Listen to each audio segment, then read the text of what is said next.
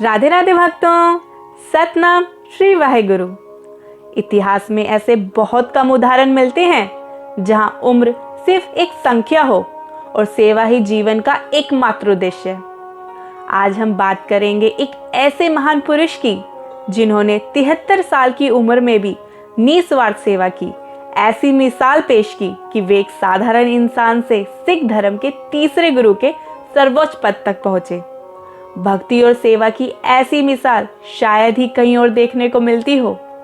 हम बात कर रहे हैं सिखों के तीसरे गुरु श्री गुरु अमरदास जी की, जिन्होंने अपने जीवन के अंतिम पड़ाव में भी सामाजिक असमानता के खिलाफ आवाज उठाई। आप सोचते होंगे, क्या एक 73 साल का वृद्ध व्यक्ति दुनिया को बदल सकता है? जब बात सिख इतिहास के तीसरे गुरु गुरु अमरदास जी की आती है तो इसका जवाब हाँ है। उन्होंने न केवल सेवा को परिभाषित किया बल्कि अपने समर्पण से साबित कर दिया कि नेतृत्व उम्र का मोहताज नहीं होता। वह केवल एक गुरु नहीं बल्कि एक महान समाज सुधारक और समानता के प्रतीक थे। आज हम जानेंगे उनकी उस अविश्वसनीय यात्रा के बारे में। गुरु अमरदास जी का जन्म 5 अप्रैल 1479 बसर के गांव अमृतसर पंजाब में हुआ था। उनके पिता का नाम तेजभान भल्ला और मां का नाम भक्त कौर, जिन्हें लक्ष्मी और रूप कौर के नाम से भी जाना जाता था। अमरदास जी खत्री जाति के थे। वह अपने भाइयों में सबसे बड़े भाई थे। आपके पिता खेती के साथ साथ दुकान का काम भी किया करते थे। बड़े पुत्र होने के नाते बालक अमरदास जी अपने पिता के साथ कामकाज में हाथ बटाया करते और जब उन्हें कोई समय मिलता तब वह गरीबों की सेवा करके बहुत खुश होते। साधुओं के संग प्रेम होने के कारण उनकी रुचि भजन बंदगी की तरफ काफी बढ़ गई। जब कभी उनके गांव में कोई साधु आते तब वह बड़ी श्रद्धा और प्रेम से उनकी सेवा किया करते। हिंदू परिवार में जन्म लेने के कारण वह वैष्णव मत को मानते थे और उन्होंने अपने जीवन का ज्यादातर समय तीर्थ यात्रा में ही बिताया। इतिहास दर्ज है, गुरुजी जब कुछ बड़े हुए तब उनके पिताजी ने उन्हें विवाह करने पर काफी जोर डाला, पर गुरुजी की विवाह में कोई रुचि न थी। गुरुजी ने अपने तीनों छोटे भाइयों का विवाह अपने हाथों से किया। वह खुद भक्ति में ही लीन रहा करते। अंत में पिता के बार बार आग्रह करने पर 24 साल की उम्र यानी 8 जनवरी 1503 में माता मनसा देवी जी के साथ आपका विवाह करा दिया गया। विवाह के 16 वर्षों बाद आपके घर पुत्री धानी जी का जन्म हुआ। फिर उनके बाद बाबा मोहन जी और बाबा मोहरी जी और बीबी भानी जी ने जन्म लिया। एक बार गुरुजी हरिद्वार स्नान करके वापस लौट रहे थे। रास्ते में दुर्गा नामक ब्राह्मण से उनकी मुलाकात हुई। यात्रा की थकावट दूर करने के लिए गुरुजी लेटे हुए थे। तभी दुर्गा ब्राह्मण की नजर गुरुजी के पैर में बने पद्म यानी कमल पर पड़ी। वे हैरान होकर गुरुजी को देखने लगे क्योंकि ऐसा पद्म श्री कृष्ण जी के पैरों में भी था। हाथ जोड़कर वह गुरुजी से कहने लगे, आपके पैर में जो पद्म का निशान है वह संकेत देता है कि भविष्य में आप बहुत बड़े शहंशाह बनेंगे। तब अमरदास जी उनकी बातें सुनकर मुस्कुरा दिए। कहा जाता है अगले ही वर्ष जब वह हरिद्वार की यात्रा से घर लौट रहे थे तो उन्होंने रास्ते में एक साधु को भोजन खिलाया और काफी समय तक उसके साथ ज्ञान की चर्चा की। गुरु अमरदास जी की सेवा देखकर उस साधु ने उनसे पूछा, तुम किस गुरु के चेले हो? गुरुजी ने कहा, मैंने कोई गुरु धारण नहीं किया। साधु ये बात सुनकर हैरान हो गया और दुखी होकर कहने लगा, मुझे तो बहुत बड़ा गुनाह हो गया। मैंने एक निगोरे के हाथ भोजन खा लिया है। इस तरह वह ऊंची आवाज में बोलता बोलता वहां से चला गया। उस साधु के ऐसे वचनों से गुरुजी के दिल में काफी गहरी चोट पहुंची। वह सोचने लगे कि उनकी सारी की गई तीर्थ यात्रा क्या फिजूल है? क्या गुरु के बिना मोक्ष नहीं मिल सकता? कहते हैं इस घटना के बाद उनका मन बहुत बेचैन रहने लगा और तब से गुरु प्राप्ति के बारे में ही वह सोचते रहते। उन्हीं दिनों एक बार गुरुजी को अमृत समय अपने भाई मनिक नाम के घर से बड़ी सुरीली आवाज में शब्द सुनाई दिए। वह शब्द वास्तव में बीबी अमरोजी, जो गुरु अमरदास जी की भाई की पुत्र वधू थी, वह शब्द उच्चारण कर रही थी। गुरुजी पास जाकर अपने बहू से पूछने लगे, बेटी तुम ये किसकी बानी उच्चारण कर रही हो? तब बीबी अमरोजी ने कहा, मैं गुरु नानक देव जी की बानी गा रही हूँ, जो मैं अपने पिता गुरु अंगद देव जी से सीखी हूँ, जो इस समय गुरु नानक देव जी की गद्दी पर दूसरे गुरु के रूप में बैठे हैं। तब गुरु अमरदास जी को ऐसा लगा जैसे उनकी सच्चे गुरु की तलाश अब खत्म हो गई। अगले ही दिन अमरदास जी बीबी अमरोजी के साथ खडूर साहिब जा पहुंचे। उन्होंने गुरु अंगद देव जी के चरणों में जाकर शीश झुकाया। उस समय अमरदास जी की उम्र करीब 62 वर्ष की थी। कहते हैं जब अमरदास जी ने गुरु अंगद देव जी के चरण छुए तो उन्होंने कहा, आप हमारे चरणों को क्यों छूते हो? आप तो हमारे समधी हैं। इस पर अमरदास जी बोले, मैं आपको गुरु के रूप में देखता हूँ। आज मेरी बरसों की तपस्या पूर्ण हुई, क्योंकि मुझे सच्चे गुरु की प्राप्ति हो चुकी है। ऐसा सुनकर गुरु अंगद देव जी बड़े प्रसन्न हुए। इस प्रकार गुरु अमरदास जी ने अपने पारिवारिक रिश्तों को अलग रखा और गुरु अंगद देव जी को गुरु रूप में देखा। कुछ दिन खडूर साहिब रहकर गुरु अमरदास जी बानी और कीर्तन सुनकर इतने प्रभावित हुए कि उन्होंने संकल्प ले लिया कि वह अब से खडूर साहिब में ही रहेंगे और गुरु अंगद देव जी की सेवा करके अपना जीवन सफल बनाएंगे। गुरु अमरदास जी वहां रहकर लंगर की सेवा करते और सुबह 3 बजे उठकर हर रोज व्यास नदी, जो वहां से 3 कोस दूर थी, वहां से पानी की गागर भर के लाते और अपने गुरु अंगद देव जी को स्नान कराया करते।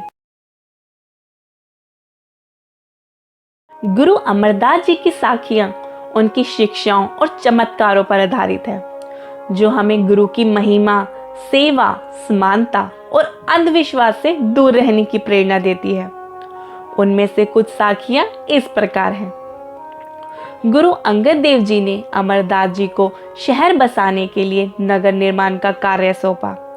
इसके पीछे भी एक बहुत दिलचस्प कहानी जुड़ी है। कहते हैं एक गोविंदा नाम का व्यापारी था। व्यास नदी के साथ वाली सारी जमीन उसकी थी।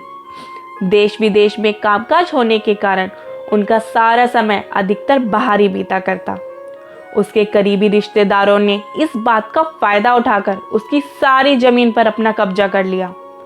बहुत कोशिशों के बाद भी गोविंदा अपनी जमीन उनके कब्जे से ना छुड़ा सका। हार कर उसने अपने रिश्तेदारों पर मुकदमा दायर कर दिया और मन ही मन एक मन्नत मांगी कि यदि वह मुकदमा जीत गया और सारी जमीन उसे मिल गई तो वह अपनी आधी जमीन गुरु घर को सौंप देगा।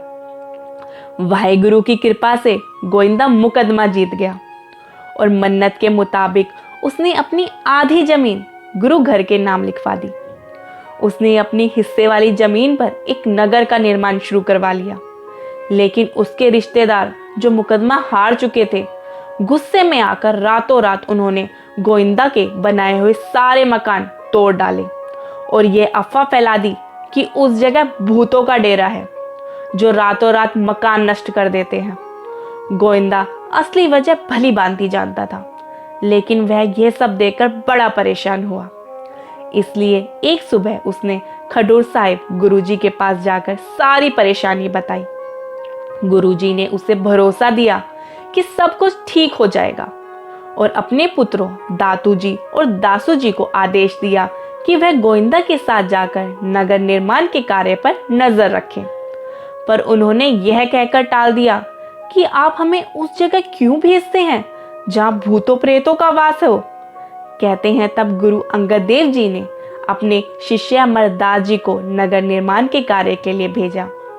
इस प्रकार गुरु अमरदास जी ने उस नगर निर्माण की पूरी जिम्मेदारी अपने हाथों में ले ली। उन्हें देखकर ढेरों सिख संगतें निर्माण कार्य में हाथ बटाने लगी। देखते ही देखते वहां एक खूबसूरत शहर बना दिया गया, जिसका नाम गोविंदा के नाम पर ही गोविंदवाल रखा गया। इतिहास गवाह है, गुरु अमरदास जी ने लगातार 12 वर्षों तक गुरु अंगद देव जी की निस्वार्थ सेवा निरंतर जारी रखी। एक बार की बात है, हर रोज की तरह सुबह सुबह गागर उठाकर अमरदास जी व्यास नदी से वापस खडूर साहिब लौट रहे थे। उस दिन रात से ही जोरदार वर्षा हो रही थी। रास्ते में बहुत ज्यादा कीचड़ हो रहा था और फिसलन भी थी, लेकिन भाई अमरदास जी का ध्यान उसकी ओर नहीं था। वे तो अपनी ही धुन में चले जा रहे थे। जिस समय वे गांव में एक जुलाहे के घर के पास पहुंचे, अंधेरी रात होने के कारण उनका पैर एक खूंटे से लगकर फिसल गया। वे धड़ाम से कीचड़ में गिरे, लेकिन उन्होंने गागर में से पानी की एक बूंद भी छलकने नहीं दी। गागर को उन्होंने अपने हाथों में संभाले रखा। वे धीरे से उठने लगे, तभी उन्हें जुलाहे के घर से आती आवाज सुनाई दी। जुलाहा अपनी पत्नी से पूछ रहा था, जरा देखो तो बाहर कौन गिरा है। जुलाहे की पत्नी भिनभिनाती सी बोली, इतने अंधेरे में और कौन होगा, वही अमरू निथावा होगा, जिसका ना कोई घर है ना कोई घाट। भाई अमरदास जी ने जुलाहे की पत्नी की बात अनसुनी कर दी और वह उठकर गुरु के घर की ओर चल दिए। गुरु अंगद देव ने उनके लाए हुए जल से स्नान किया और वस्त्र धारण करते हुए भाई अमरदास जी से पूछने लगे, भाई अमरदास, जब तुम जल भरकर व्यास नदी से लौट रहे थे, तब तुम्हारे साथ कोई हादसा हुआ था? नहीं गुरुजी, कोई खास बात तो नहीं हुई, भाई अमरदास जी ने सहज भाव से उत्तर दिया। रास्ते में बहुत कीचड़ था। मैं जुलाहे के घर के पास फिसल कर गिर पड़ा था, पर गागर का पानी मैंने जरा भी नहीं छलकने दिया। इसके अलावा और कोई बात? नहीं गुरुजी, और तो कोई बात नहीं हुई। केवल जुलाहे की पत्नी अपने पति से कह रही थी, बाहर गिरने वाला अमरू होगा, जिसका इस संसार में कोई अपना नहीं, वे बेसहारा है। भाई अमरदास जी ने गुरु अंगद देव जी की ओर देखा। अब आप ही बताइए गुरुजी, मैं बेसहारा कैसे हूँ? आपका सहारा मुझे है। आप मेरे स्वामी हैं और मैं आपका सेवक हूँ, फिर मैं बेसहारा क्यों कर हुआ? भाई अमरदास जी की तर्कपूर्ण और सहज युक्ति सुनकर गुरु अंगद देव मुस्कुराए और बोले, नहीं भाई अमरदास, तुम बेसहारा नहीं हो, तुम तो बेसहारा लोगों के भी सहारा हो। अमरदास जी गुरु नानक देव जी की शिक्षाओं से प्रेरित थे और गुरु अंगद देव जी के प्रति वह बहुत गहरी श्रद्धा रखते थे। 74 वर्ष की उम्र होने पर भी अमरदास जी ने अपनी गुरु सेवा में कोई कमी न आने दी। इन्हीं गुणों के कारण उन्होंने गुरु के मन में अपने लिए खास स्थान बना लिया, जो स्थान गुरु अंगद देव जी के अपने पुत्र भी न बना सके। सन 1552 में 74 वर्षीय अमरदास जी को गुरु अंगद देव जी ने ज्योति जोत समाने से पहले अपने हाथों से अमरदास जी को स्नान करवाया और गुरु गद्दी का तिलक लगाया। इस प्रकार दुर्गा ब्राह्मण की कही बात सही साबित हुई। गुरु अमरदास जी दीन दुनिया के सच्चे पातशाह बन गए। तीसरे गुरु बनने के बाद गुरु अमरदास जी अपने गुरु के आदेश अनुसार गोइंदवाल में परिवार समेत आकर बस गए। दूर दूर से संगतें गुरु दर्शन के लिए आने लगी। गुरु अमरदास जी की महिमा इतनी फैल गई कि हजारों में संगतें गोइंदवाल पहुंचने लगी। गुरु अंगद देव जी के छोटे पुत्र दातू जी ये सब देखकर बर्दाश्त न कर सके, क्योंकि वह खुद को इस गद्दी का वारिस समझते थे। वह अपने पिता से बहुत खफा थे। कहते हैं वह कुछ ब्राह्मणों के साथ गोइंदवाल आ पहुंचे। उस समय गुरु अमरदास जी का दीवान सजा हुआ था। वह हजारों संगतों के बीच विराजमान थे। दातू जी ने जब यह नजारा देखा तो वह बुरी तरह से जल भुन गए। वह सीधा गुरुजी के पास आए और क्रोध में आकर गुरुजी को लात मारकर उन्हें गद्दी से नीचे गिरा दिया और खुद गद्दी पर जा बैठा। 74 वर्षीय दातू जी की तरफ देखकर गुरु अमरदास जी ने कहा, दातू जी, आप हमारे गुरु पुत्र हैं। आपके कोमल शरीर को मेरे बूढ़े और कठोर हड्डियों से चोट लग गई होगी, जिसके लिए मैं क्षमा मांगता हूँ। पर उनकी विनम्रता का दातू जी पर कोई असर न हुआ। उन्होंने अमरदास जी को कई अपमानजनक शब्द कहे और कहा, यह मेरे पिता की गद्दी है, जिसका मैं असली वारिस हूँ। आप यहाँ से चले जाएं। और अगली सुबह गुरु अमरदास जी अपनी घोड़ी पर बैठे और अपने गांव बसरके की तरफ निकल गए, जहां वह गांव के पास ही एकांत स्थान पर बने एक घर में पहुंचे और दरवाजे पर लिख दिया, अगर कोई इस दरवाजे से अंदर आएगा, ना वो मेरा सिख होगा ना मैं उसका गुरु। और दूसरी तरफ गोइंदवाल की संगतों ने दातू जी को गुरु रूप में नहीं अपनाया और सारी संगतें वहां से उठकर चली गई। दातू अपना इतना अपमान सहन ना कर सका और क्रोध में आकर गुरु घर का सारा कीमती सामान और गुरु जी को अर्पण की गई भेंटें और पैसे सब कुछ लूटकर खडूर साहिब चला गया। पर कुदरत का एक ऐसा करिश्मा हुआ कि रास्ते में डाकुओं ने उसे घेर लिया और सारा सामान ले लिया और कहते हैं उसे बुरी तरह जख्मी भी कर दिया। अगले दिन संगतों ने देखा गुरु अमरदास जी अपने कक्ष में नहीं हैं। तब उन्होंने बाबा बुद्धा जी से गुरु जी को ढूंढने की प्रार्थना की। संगतें ये अच्छी तरह जानती थी कि बाबा बुद्धा जी को गुरु नानक देव जी का यह वरदान प्राप्त था, तेरे तो ओला कदे ना ओसी, अर्थात गुरु नानक देव जी ने उनसे एक बार कहा था कि हम तुमसे ओझल कभी नहीं हो सकेंगे, हम किसी को दिखे ना दिखे पर तुमको जरूर दिखेंगे। तब बाबा बुद्धा जी ने संगतों से गुरुजी की घोड़ी के बारे में पूछा जिस पर गुरुजी बैठ कर गए थे। तब कहते हैं वह घोड़ी तबेले में वापस आ चुकी थी। बाबा बुद्धा जी ने उस घोड़ी को छोड़ने के लिए कह दिया। घोड़ी आगे आगे और सारी संगतें उसके पीछे पीछे चल पड़ी। काफी समय के बाद घोड़ी बस्तर गांव के बाहर एक घर के पास आकर रुक गई। संगतों ने दरवाजे के बाहर लिखे शब्द पढ़े तो वह उदास हो गए। तब बाबा जी ने कहा, इसमें उदास होने की कोई बात नहीं, हम इस दरवाजे से प्रवेश नहीं करेंगे, हम गुरुजी की आज्ञा का पालन करेंगे, पर हम पीछे दीवार में एक बड़ा सा छेद बनाकर हम उसमें से कमरे के अंदर दाखिल होंगे। कहते हैं कुछ ही समय में संगतों ने दीवार में एक बड़ा सा छेद बना दिया। तब बाबा बुद्धा जी उस छेद में से निकलकर कमरे में दाखिल हो गए, जहां गुरु अमरदास जी समाधि में लीन थे। समाधि खुलते ही बाबा जी ने गुरुजी को माथा टेका। गुरुजी नाराज होकर कहने लगे, आपने मेरे हुक्म की उल्लंघना की है। पर बाबा बुद्धा जी ने कहा कि गुरुजी, हमने कोई उल्लंघना नहीं की है, हम तो कमरे के पीछे से रास्ता बनाकर प्रवेश किया है।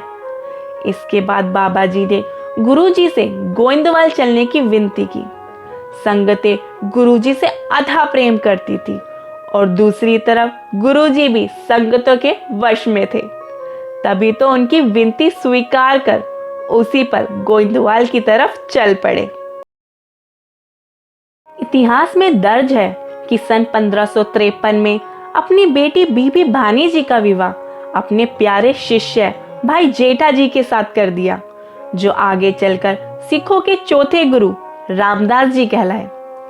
कहते हैं एक बार अमरदास जी ईश्वर ध्यान में लीन थे तो उनकी पीढ़ी यानी चौकी की एक टांग टूट गई। गुरुजी का ध्यान कहीं भंग ना हो जाए, तब उनकी बेटी बीबी भानी जी ने अपना हाथ के सहारे से पीढ़ी को गिरने से रोक दिया, जिससे बीबी भानी जी के हाथों से बहुत खून बहने लगा। अपनी बेटी की त्याग भावना देखकर गुरु अमरदास जी ने उनसे कोई वरदान मांगने को कहा। तब उन्होंने गुरुजी से प्रार्थना की भविष्य में गुरु गद्दी उनके परिवार में ही रहे। उनकी बात स्वीकार करके गुरुजी ने अपनी पुत्री को वचन दिया कि उनके पति जेठा जी को अगला गुरु घोषित किया जाएगा और उनसे आगे आने वाले गुरु भी सोडी खानदान के ही होंगे। इस प्रकार चौथे गुरु रामदास जी के समय से ही गुरु गद्दी पैतृक हो गई।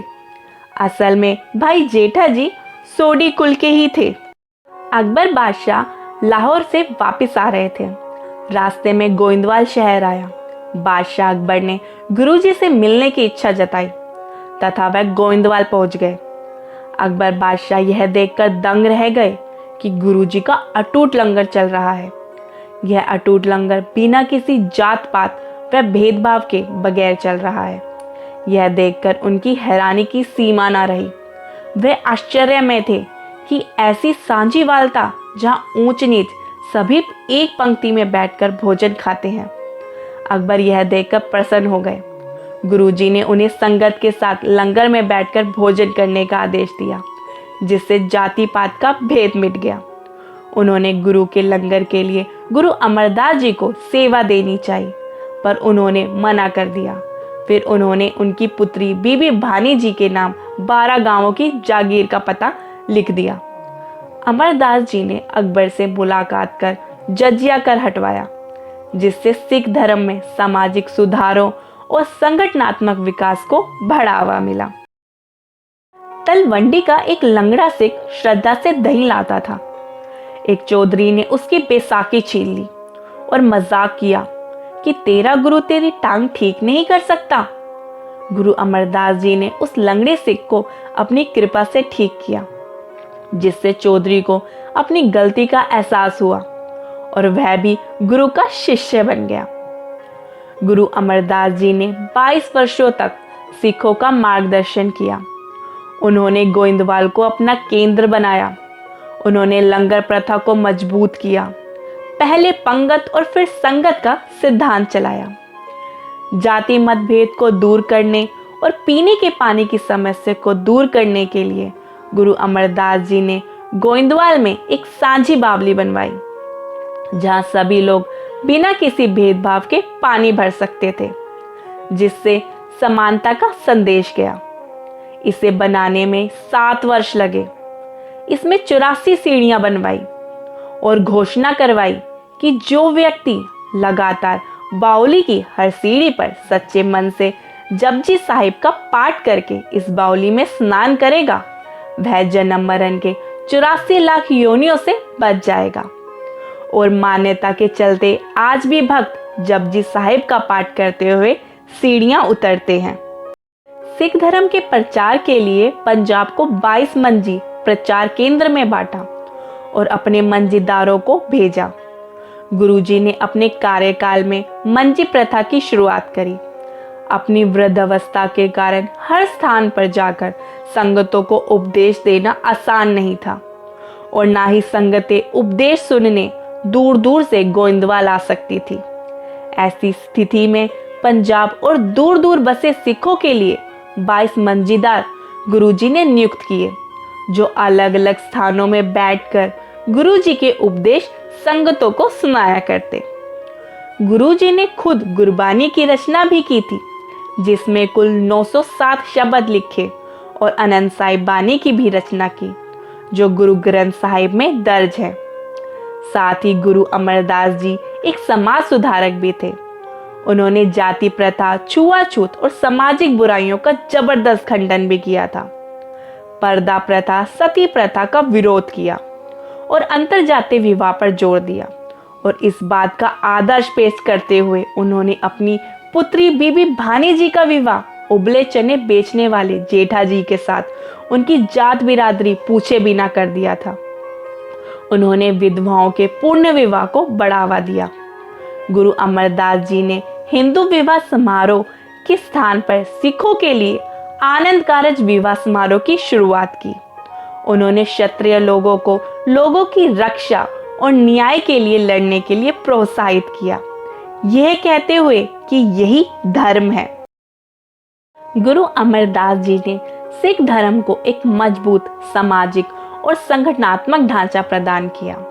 गुरु अमरदास जी 95 वर्ष की आयु तक सिखों के गुरु रहे और उन्होंने अपने दामाद भाई जेठा को, जिन्हें बाद में गुरु रामदास जी के नाम से याद किया गया, अपना उत्तराधिकारी नामित किया और 1 सितंबर 1574 को गोइंदवाल में ज्योति जोत समा गए। गुरु अमरदास जी ने आध्यात्मिक खोज के साथ साथ नैतिक दैनिक जीवन दोनों पर जोर दिया। उन्होंने अपने अनुयायियों को भोर से पहले उठने, स्नान करने और फिर मौन एकांत में ध्यान करने के लिए प्रोत्साहित किया।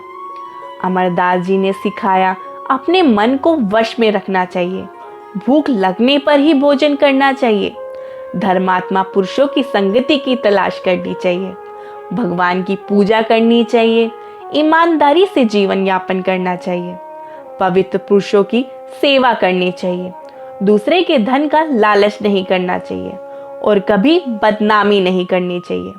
अन्य उन्होंने अपने भक्तों के दिलों में गुरु की छवि के साथ पवित्र भक्ति की सिफारिश की। गुरु अमरदास जी का जीवन हमें सिखाता है कि निस्वार्थ सेवा, भक्ति और सामाजिक समानता के लिए खड़ा होना ही सच्चा धर्म है। उन्होंने साबित किया कि उम्र कोई बाधा नहीं है जब इरादे नेक हों। अगर आपको यह जानकारीपूर्ण वीडियो पसंद आया हो तो इस वीडियो को लाइक करें, अपने दोस्तों और परिवार के साथ साझा करें और हमारे चैनल को सब्सक्राइब करना ना भूलें ताकि आप सिख गुरुओं के बारे में और जान सकें। मिलते हैं अगले वीडियो में। सतनाम श्री वाहेगुरु। राधे राधे।